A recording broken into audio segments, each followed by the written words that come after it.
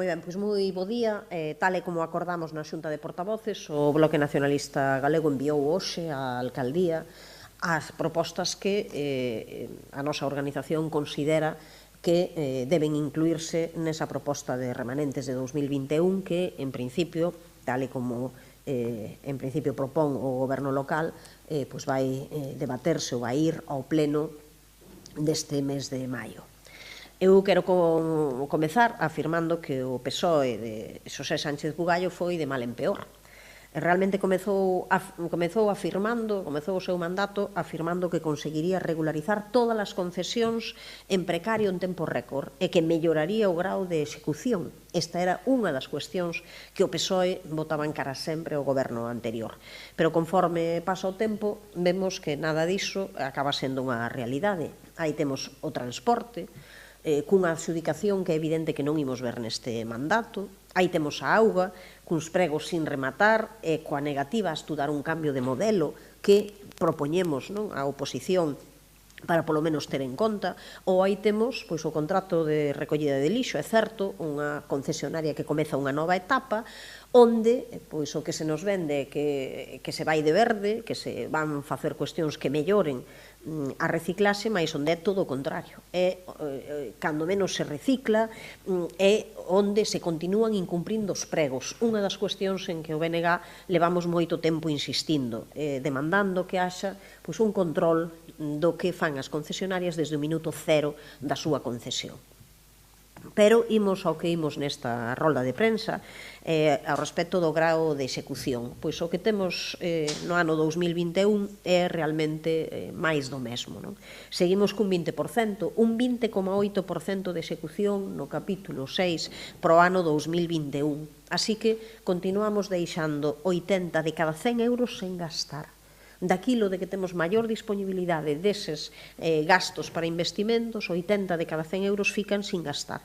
E temos nin máis nin menos, como xa foi dito e repetido, que 23 millóns de euros de remanentes.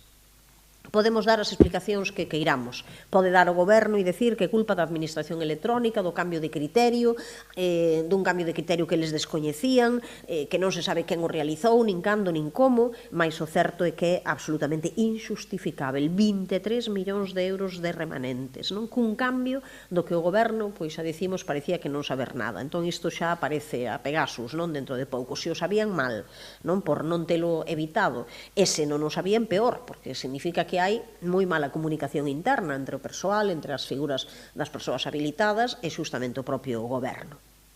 Pero ainda por riba, se seguimos afondando neses 23 millóns de euros de remanentes, 6.400.000 euros son facturas sen pagar.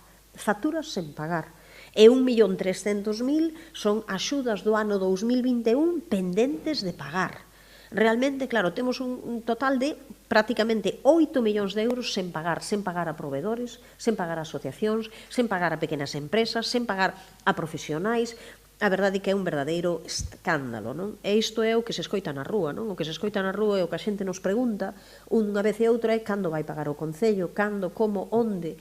A verdade é que é a pregunta do millón, non? Porque logo hai expedientes que van a pasar ao pleno por terceira vez, porque non se executaron unha primeira, nin unha segunda, e dentro tamén deses diñeiro comprometido está iso. Así que nunca houbo tantos modificativos de créditos, erros, problemas, mudanzas. O certo é que o máis importante é que o Concello non paga en tempo. Ao final, con todos os descontos de todas as cuestións que quedaron sin pagar, desde facturas, desde axudas, desde sentenzas, desde horas extras, desde cuestións que teñen que ver con temas que deberían ir incorporados de maneira normal nos orzamentos de 2022, que non ten moita lógica que agora se garden para remanentes, porque eran cuestións moitos deles que eran previsíveis, que se podía facer un cálculo e ser incluídas nos orzamentos de 2022. Pois temos realmente, ao final, uns remanentes reais, polo que nos trasladan, de 7.200.000 euros, e onde o BNG propón, despois é certo de ter xa unha primeira reunión, unha primeira xunta de portavoces, onde todos os grupos chegamos ao acordo de dedicar boa parte destes investimentos a axudas aos sectores afectados, chámese comercio, chámese hostelería, chámese cultura, chámese contratación de persoas desempregadas.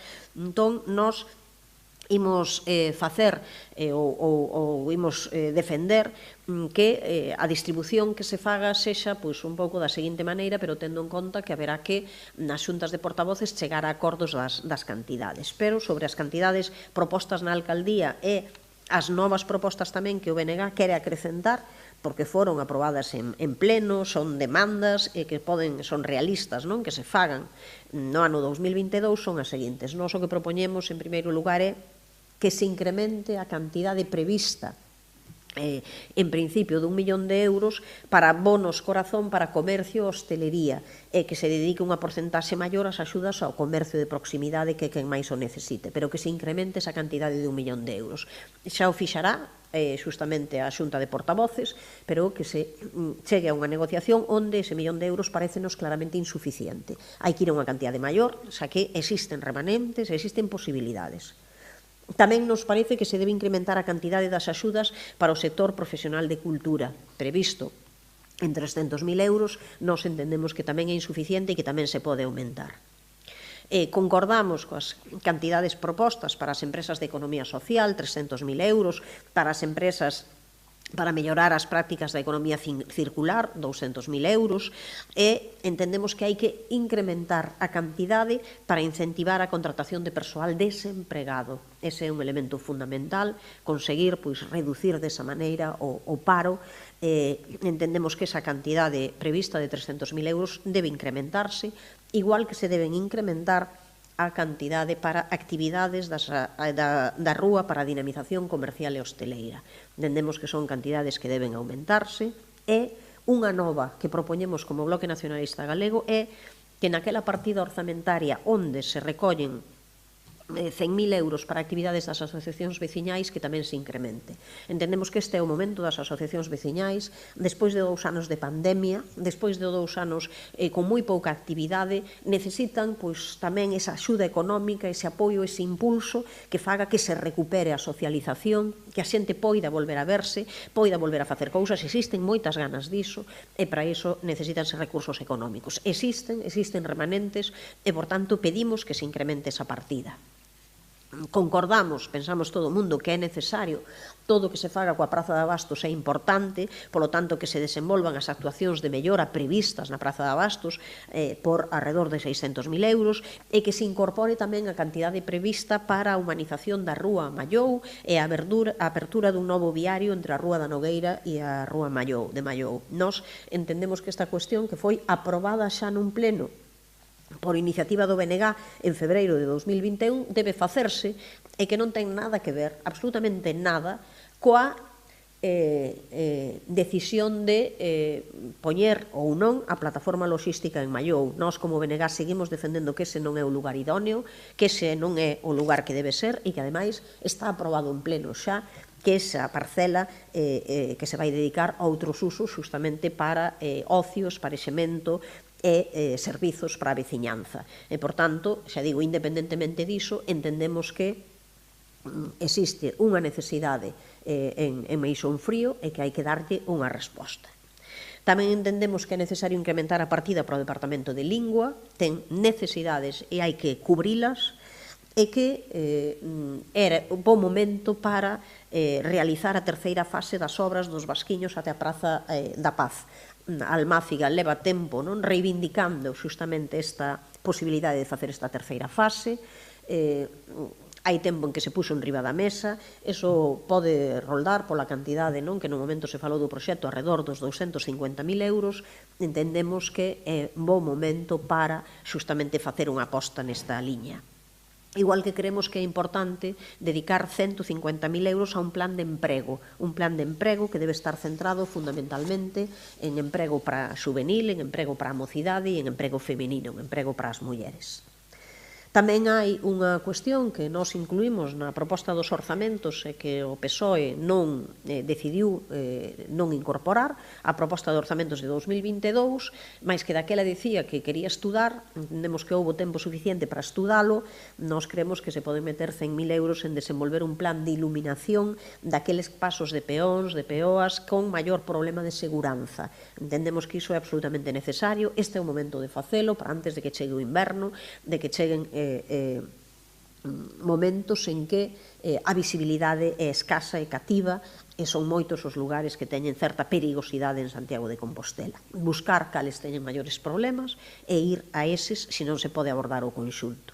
Tamén entendemos que é bo momento de recuperar unha proposta que tamén defendemos no pleno para dotar os vilares de beirarrúas e tomar medidas de seguranza na Gracia. Entendemos que para iso que se pode dotar unha partida de 150.000 euros, igual que se pode incorporar unha partida de 100.000 euros para levar a cabo un plan de mellora do remate das obras de Vista Alegre. Entendemos que despois de tantos anos en que xa transcorreron desde rematadas esas obras, ese tema hai que solucionalo, non? Si ou si queremos poñelo en riba da mesa.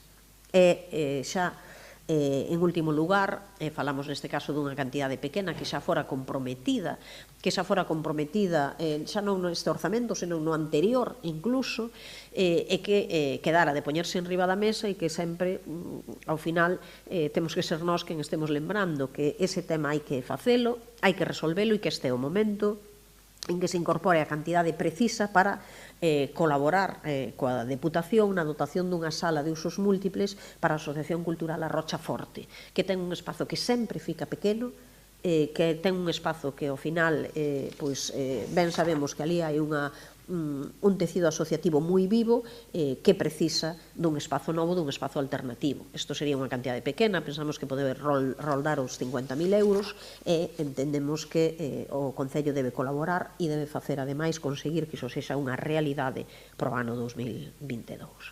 Estas son as propostas que, como dixen, trasladamos a alcaldía nestes momentos e máis a concelleira de Facenda para, nalgúns casos, seren debatidas as cantidades últimas, pero entendendo que hai que incrementar esas cantidades de axudas a comercio, a hostelería, a cultura, a asociacións veciñais. Esa sería a cuestión, digamos, para chegar a un acordo conxunto e colectivo a respecto diso, con outras propostas que xa digo que parten de iniciativas trasladadas polo Bloque Nacionalista Galego ao Pleno ou trasladadas na última negociación orzamentaria e que pensamos que nestes momentos, con esta cantidade de remanentes, poden ser unha realidade e axudar a mellorar as condicións de vida de boa parte da veciñanza de Santiago de Compostela.